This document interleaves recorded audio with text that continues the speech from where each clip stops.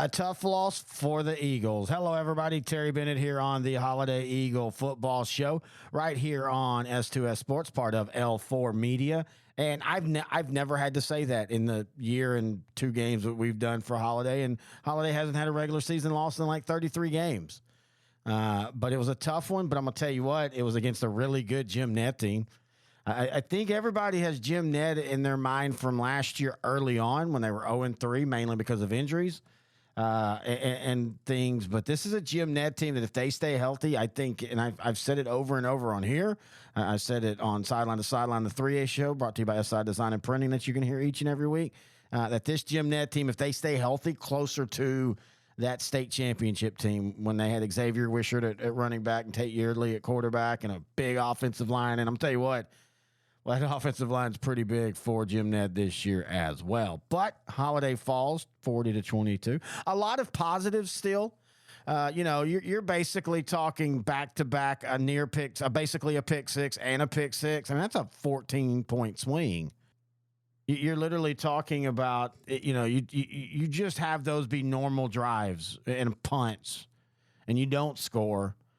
You're having a chance. It's a 26-22 type game, But those 2 turnovers just absolutely, that it kind of felt like it sapped the energy out of the team.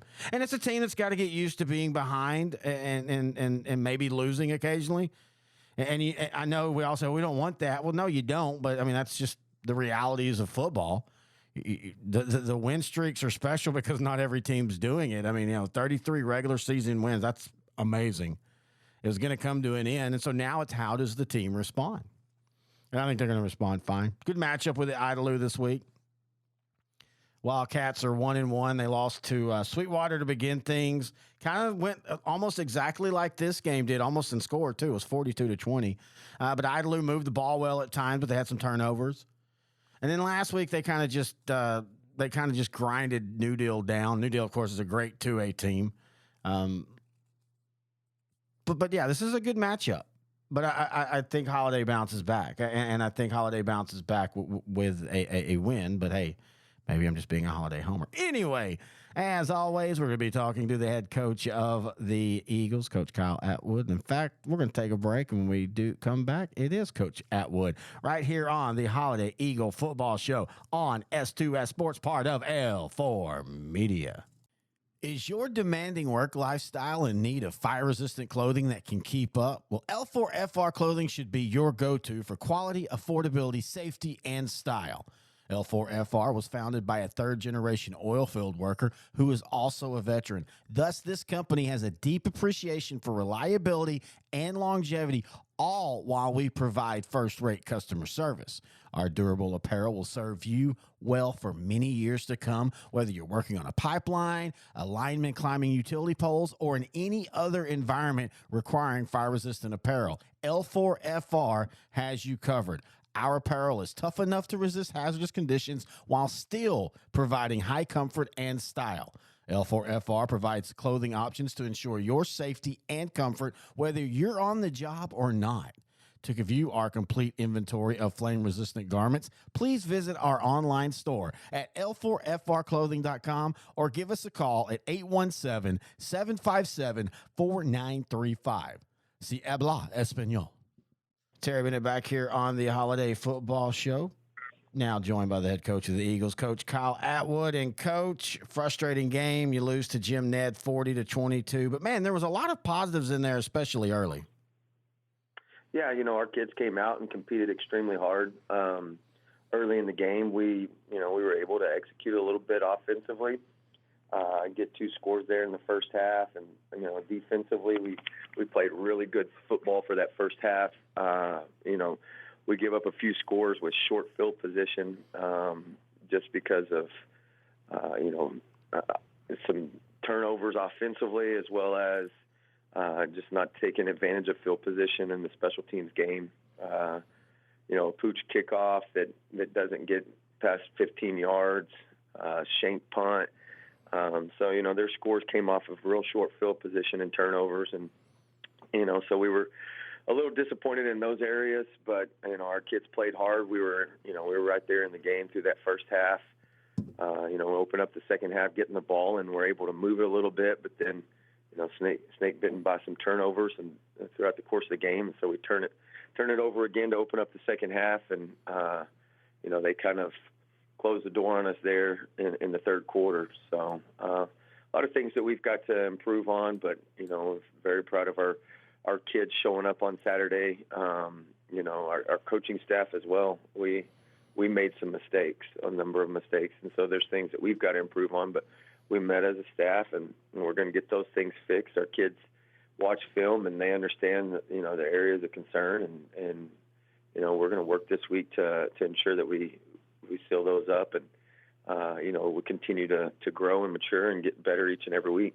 Well, and you bring up the turnovers, and you bringing in this new system, and you see all the positives of the system, especially like we talked about that first half, and even on the full day, throwing for 218 yards, but the turnovers, and going in a new offense with a group that's ran a one system most of their high school career, there would be some bumps and bruises, but on these turnovers, are most of these fixable, correctable mistakes?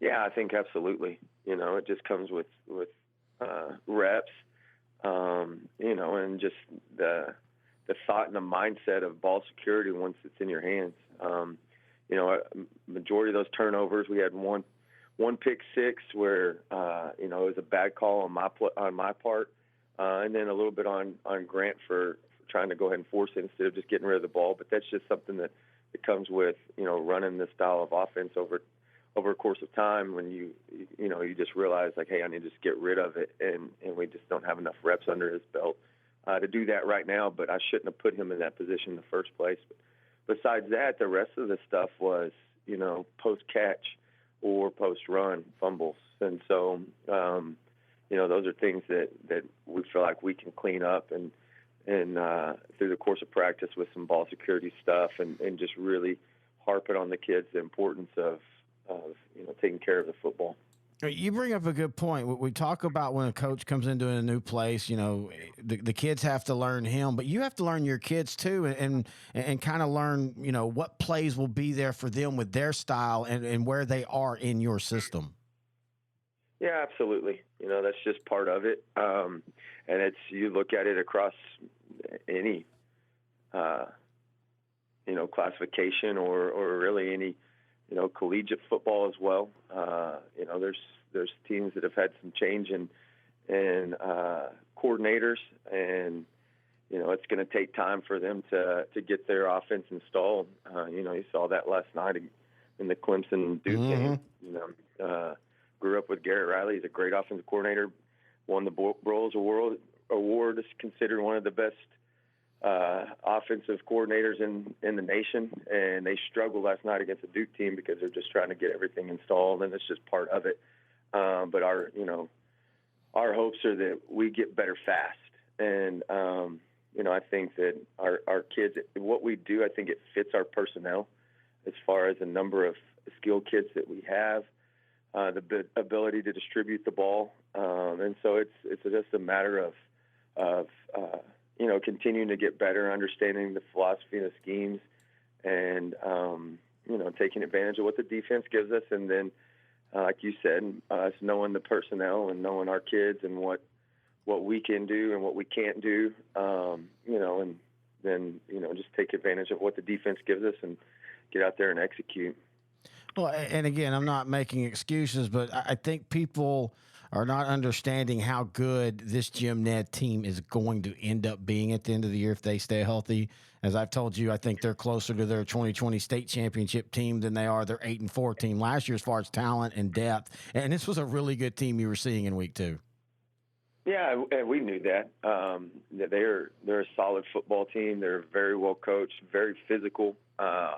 Obviously, quite a bit bigger than us up front, and and their mindset was to wear us down and smash us in between the tackles, and they did just that. As the game progressed and it kind of slipped out of our hands, they were able to really control the line of scrimmage, both offensively and defensively, and those are some areas that we've got to get fixed, as we know that we're going to play some tight ball games moving forward, and you've got to be able to win the line of scrimmage to win the football game. And so hats off to Jim Ned, their coaching staff. They had a good game plan. Their kids came in excited. I think they wanted some redemption after, we stepped on the field and really put it to them this last year. And so they came with a lot of energy, and they played well. And we played well at times too, but just not enough to really come out and put ourselves in position to win the game late. All right, this week you take on Idalou. The Wildcats 1-1. They lose to Sweetwater to begin things. They beat a really good 2A New Deal last week, 42-3. When you look on film, what do you see about the Wildcats? They're a solid football team as well. Not quite as big as Jim Ned, but they're very athletic. And you look at that game versus Sweetwater.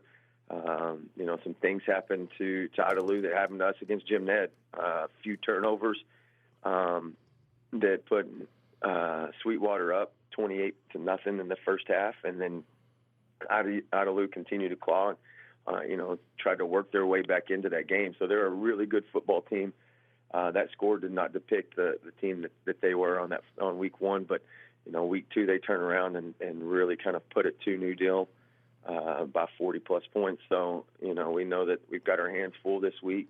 Like I said, they've got a plethora of skilled kids, not quite as big and as physical up front as what we saw this last week, but, they're a dang good football team across the board. Yeah, they have a really good quarterback in Tate Henley. And you talk about they're not quite as big, but I think they're quicker than Jim Ned, and I think they want to spread it out a little bit more than Jim Ned, don't they? Yeah, they, they're going to throw the ball. They're 57% pass for the past 2 weeks. They want to throw the ball. They've got, a couple of solid receivers, that do a really good job getting open. And then, they're going to catch the ball in traffic as well if they need to. And a lot of team speed out there on the edge. And then obviously that quarterback is just a really solid quarterback. He's got a strong arm. Tate Henley, he's accurate in the pocket. Then he's able to really scramble around and extend plays. We've seen a few of his, 55 to 60-yard passes after extending a play. So we've got to do a really good job of staying in coverage. When the time comes to pressure him and heat him up, we've got to do a good job of that and securing the sack and putting a little bit of pressure on him. But, he's a phenomenal quarterback that is going to give defenses some fits throughout the course of this year. Here at L4 Media, we talk high school football, 4A, 3A, and 2A in Texas. We talk East Texas sports. We talk NFL, guy talk, movie and booze. We also talk wrestling and so much more. And you can see it all on our YouTube channel at L4 Media Company. Like and subscribe. As always, we want to thank the head coach of the Eagles, Coach Kyle Atwood, for joining us here on the Holliday Eagle Football Show. Tough loss, but you move on. Again, you got Idalou this week on the road. By the way, the turf looks great at home. Saw some video. Saw what looked like a great atmosphere. I know it got ruined at the end with the loss, but outside of that, it looks amazing. That new turf looks amazing. And get back-to-back home games after this one. Then you only have 2 more home games the rest of the year, so 4 more home games. Man, we're already week 3. We always joke on sideline to sideline about, hey, man, this gets quicker and quicker, but it really does feel that way. We're already at week 3. We're getting to a point now where you're going to start knowing teams and what they're doing, and week to week becomes more consistent for the good teams. And I guess technically for the bad teams if you're consistently bad. But yeah, it's going to be interesting to see how this team bounces back. Again, a roster that's not used to losing in the regular season. Now they've got that bitter taste. Some people who compete say they compete more to not lose than to win. And so we'll see if the Eagle football team ramps it up this week in the compete level and see what happens in that fourth quarter. If it's a 1-possession game, will they be able to rise up? I think they will. Remember, any questions, thoughts, or comments, email me, Terry at s2ssport.com. Other than that, if you're going to Idalou, be safe. We'll talk about that game and the Childress matchup next week right here on the Holliday Eagle Football Show on the S2S Sports Network, part of L4 Media, brought to you by the Holliday Eagle Booster Club.